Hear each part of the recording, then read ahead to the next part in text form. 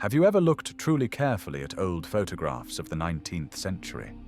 Not superficially flipping through pages of history textbooks, but with a magnifying glass, with a critical understanding of every detail?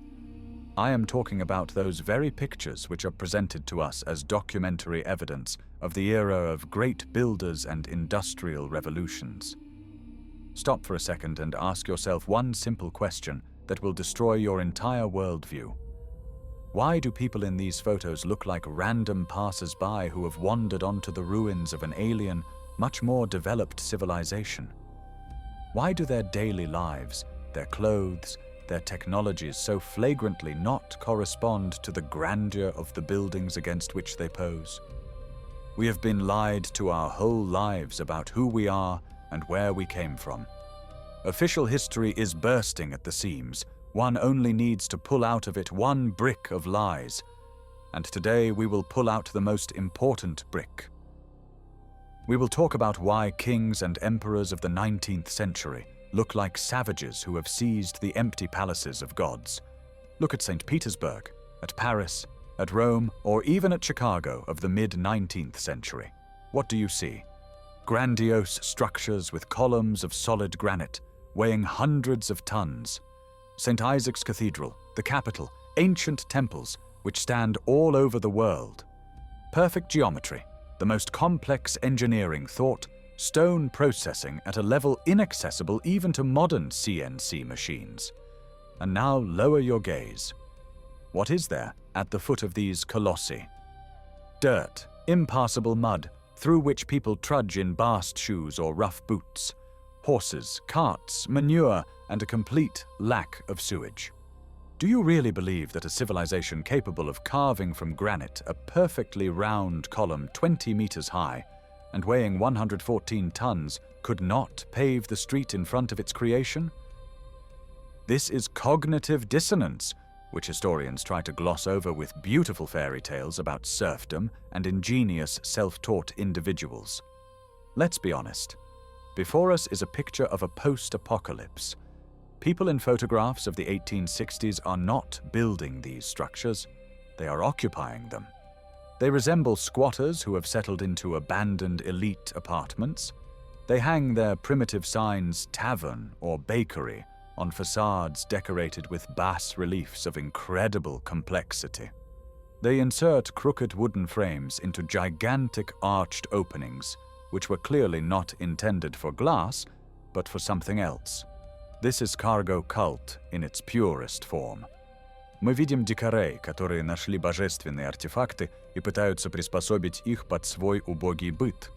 Они топят эти дворцы дровами, прорубая дыры для печных труб прямо через уникальную лепнину, потому что оригинальная система отопления, бестопливная и совершенная, им непонятна и недоступна. Они не знают, как это работает. Они просто выживают в стенах, которые построили не они. Официальная наука утверждает, что эти здания возводились при помощи зубила, молотка и такой-то матери.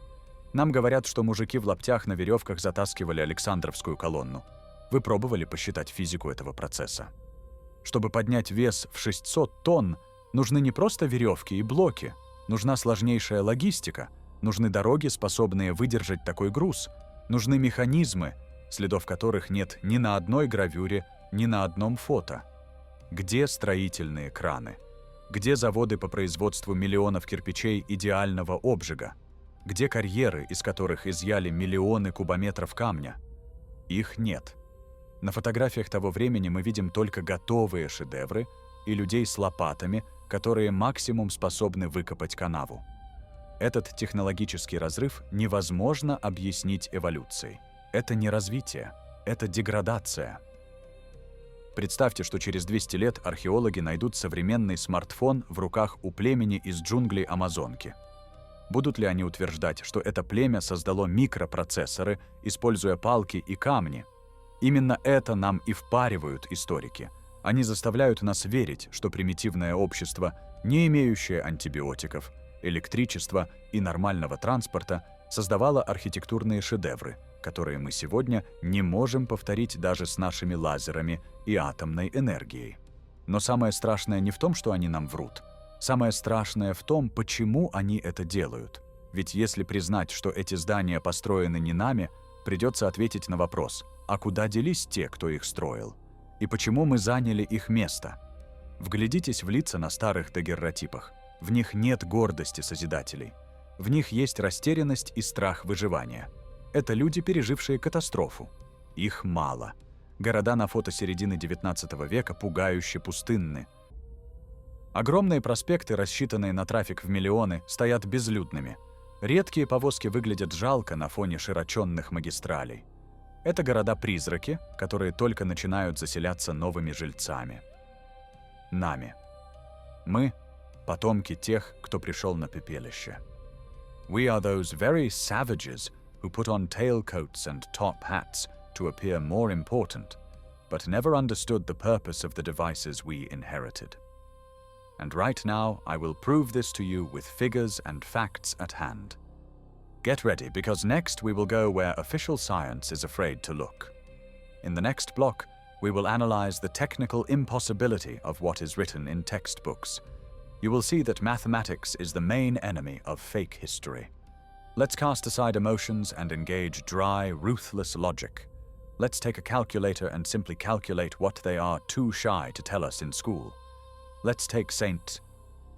Petersburg as an example, a city called a window to Europe, but which looks more like a monument to impossible technologies. The official version states that the city was built from scratch on swamps in an incredibly short time.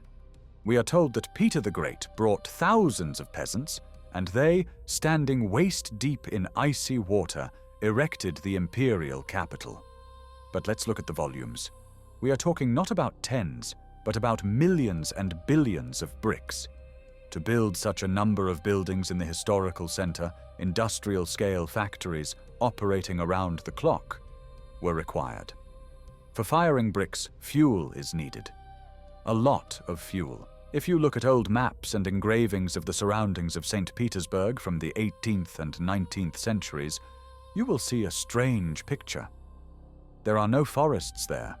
The area is bare, like a knee. Where did they get the wood for firing billions of bricks? Transporting it on carts for hundreds of kilometers over impassable roads. This is a logistical absurdity that makes construction golden and impossible in terms of deadlines. But brick is only half the problem. Let's talk about granite. Take a walk along the Neva embankments. You see kilometers of granite parapets, perfectly fitted to each other. Polygonal masonry, where you cannot even slip a razor blade between stones weighing several tons. We are told that this was done manually with chisels. Have you ever tried working with granite? It is one of the hardest rocks on the planet. When struck with a chisel, it crumbles, chips, but by no means cuts like butter. But what we see are precisely cuts. Perfectly smooth surfaces that can only be obtained with diamond-coated circular saws and enormous rotation speed. And polishing?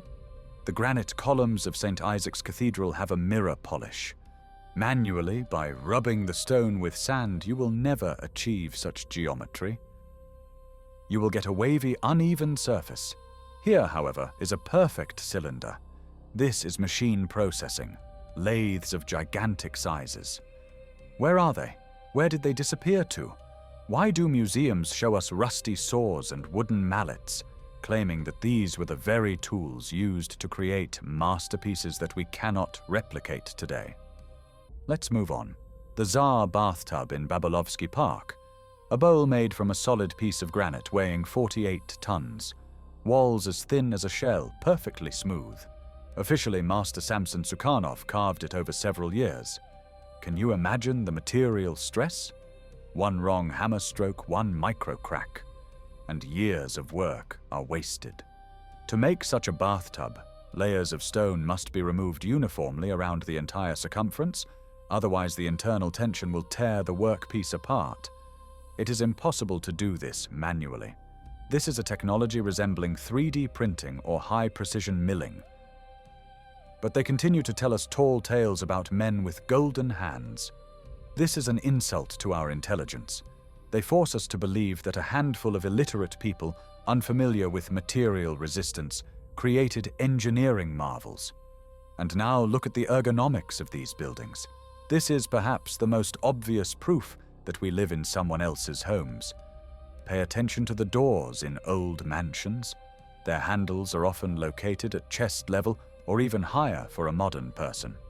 The steps of staircases in some palaces and temples are so high that they are uncomfortable to climb. They are designed for the stride of a being whose height significantly exceeds ours.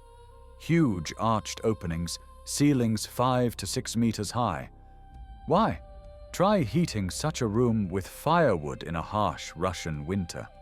All the warm air will rise to the ceiling, and the people below will freeze. This is physics. If people of the 19th century had built these buildings for themselves, they would have built low ceilings to conserve heat. That's how they built in villages. But in palaces, we see a complete disregard for the climate. This means only one thing. Either the climate was different, subtropical, when these buildings were constructed, or the builders had an energy source about which we know nothing. Atmospheric electricity, ether technologies. Fireplaces in these buildings often lack chimneys or are made in such a way that burning wood in them means carbon monoxide poisoning. These are not stoves. These are resonators, parts of a complex system from which the heart was torn out, and we now use the empty shell, burning logs within it. Another fact that blows the mind is the absence of construction debris and cultural layers. When you build a city, the soil becomes saturated with fragments, shavings, broken bricks. But archaeologists, digging in the centers of old cities, stumble upon an astonishing thing. Buildings go deep underground. These are those very buried ground floors, which are explained to us as a cultural layer. We are told that 3 meters of dirt from shoe soles accumulated in 200 years. Are you serious? 3 meters? That is the height of an entire floor. For the ground level to rise so high, the city must have stood abandoned for 1,000 years, or something catastrophic must have happened. A mudslide, a clay rain, a flood of biblical proportions. Look at the windows that stick out from under the asphalt. These are full-fledged windows with frames and glass. Who in their right mind would build windows into the ground? We are told, these are basements for coal, with windows, with grand entrances that have now turned into pits. No, friends, these are former ground floors. Cities were covered. And those very people in the 19th century photographs are survivors who simply cleared the upper levels and started living there. They did not build these buildings. They dug them out. We are approaching the most interesting part. If those whom we are presented as builders did not have the construction technologies, then who built all of this? And most importantly, where did the billions of people who inhabited this planet before us go? Because to create such global antique architecture, which is identical in Australia, America, and Europe, a unified civilizational space and a huge population are needed. But 19th century statistics show us an empty world. Let's look at the graph of Earth's population growth. This is not just a curve, it is evidence that screams of a planetary scale crime. They draw us a smooth, almost horizontal graph for thousands of years, and then, suddenly, in the mid-19th century, a vertical takeoff occurs. They convince us that this is the result of improved medicine and hygiene. What medicine? In the 19th century, hand-washing only began towards the end of the century, and the main remedies were bloodletting and mercury. Mortality was monstrous.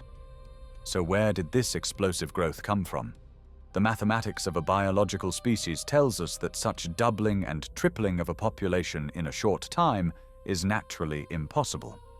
Women could not give birth to 10 children, all 10 of whom would survive in unsanitary conditions. This means we were either brought in or raised. Recall a phenomenon that historians speak of through gritted teeth. The mid-19th century is the era of orphans. Across the world, from New York to Moscow, gigantic orphanages are opening.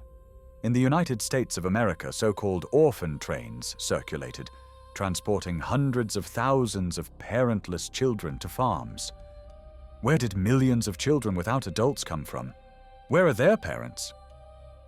An epidemic? A war? But official reports contain no conflicts capable of destroying the entire adult population, leaving children alive. This looks like the colonization of an empty planet by a new batch of biorobots. We were simply dropped into this world, given primitive knowledge, dressed in rough clothes and told, live. We are a civilization of orphans, not remembering our lineage. This is precisely why we have no genetic memory of how to build these palaces. We arrive to find everything ready-made, and this brings us to the most terrible event, the traces of which we tread upon every day, a global catastrophe. That very cataclysm which alternative theorists call the clay flood or mud rain. This is not a myth, this is geology. Look at the Polytechnic Museum in Moscow or at buildings in Kazan, in Omsk. Everywhere the same picture, the ground floors are buried under clay and soil. This is not a cultural layer. Clay is a sedimentary rock. It does not come from thin air and rotten bast shoes. To bury cities under several meters of homogeneous clay, a flow of water and soil of colossal power is needed. Probably there was a pole shift, a breakthrough of gigantic underground reservoirs, or the fall of a celestial body that caused a tsunami which circled the entire globe, washing away the old civilization and silting up its majestic cities. And what happened then? Then the cleanup crews arrived. Those very 19th century wars, which are described to us as heroic battles with cavalry and cannons, were in fact operations to finish off survivors and destroy the remnants of high technologies. Take the fire of Moscow in 1812, we are told that the city was set on fire by its own inhabitants. But eyewitnesses describe a strange light, instantaneous combustion of stone and metal, illnesses resembling radiation sickness among Napoleon's soldiers. Stone does not burn from a wooden splinter. Brick does not melt in an ordinary fire to the state of glass. And in the forts of Kronstadt and on the ruins of ancient fortresses, we see precisely melted brick and granite. These are traces of the use of high-temperature plasma weapons. We were bombed. From orbit or from the air, it doesn't matter. What matters is that history was rewritten, calling a total cleansing of the territory the Patriotic War. We live in a post-apocalyptic world. Those very beautiful buildings, palaces and cathedrals, they are not just dwellings. They are technical structures. Temples with their domes, gold plating and spires are atmospheric power stations. They generated energy from the ether, from atmospheric electricity, providing free light and heat to cities. The crosses on the domes are not symbols of faith in the way they are presented to us now. They are antenna resonators.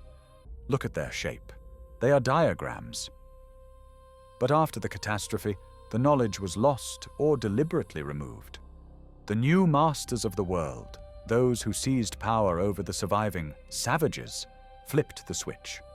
They removed the equipment, took it away, and repurposed the buildings as places of worship or administrative offices. Imagine this cynicism.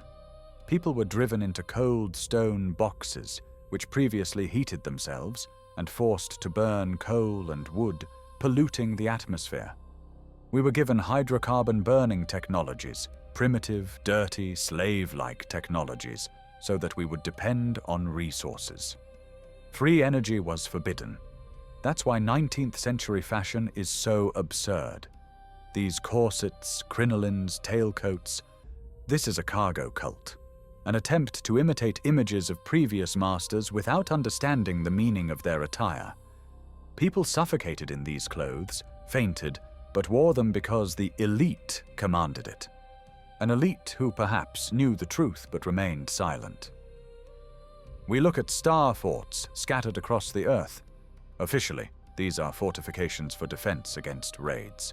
But any military engineer will tell you that such a shape, A star with many rays is meaningless for defense. It is an ideal shape for a wave circuit, for generating or receiving a signal. These are gigantic microchips on the body of the planet, and they are destroyed, blown up, buried under Earth. Someone very diligently erased the traces of that civilization from the face of the Earth, so that we would think we are the pinnacle of creation, having crawled out of a cave. But the truth is that we are degraded descendants, or artificially created slaves, living on the ruins of gods. And this realization causes not just shock, it causes rage. For if our history was stolen from us, then our future was stolen as well. Now that we have realized the physical impossibility of the official version and seen the traces of a global cleanup, it is time to look into the darkest abyss of this conspiracy. We must understand exactly how we were brainwashed. After all, the substitution of architecture is just the tip of the iceberg. The main operation was carried out not with stone, but with our consciousness. Have you ever caught yourself thinking, while walking through a historic center, that these buildings evoke a strange, inexplicable nostalgia in you? As if you returned home, but forgot the keys. This is not just aesthetic pleasure. This is the cry of your genetic memory. Your subconscious remembers that this world was different, harmonious and free. But your consciousness, having gone through the grinder of the school curriculum, puts up a block and whispers, "This was built by serfs with a chisel." We underwent an informational lobotomy. Look at how the education system, implemented universally precisely in the 19th century, is structured. This is the Prussian model, created not for nurturing creators, but for mass-producing obedient performers.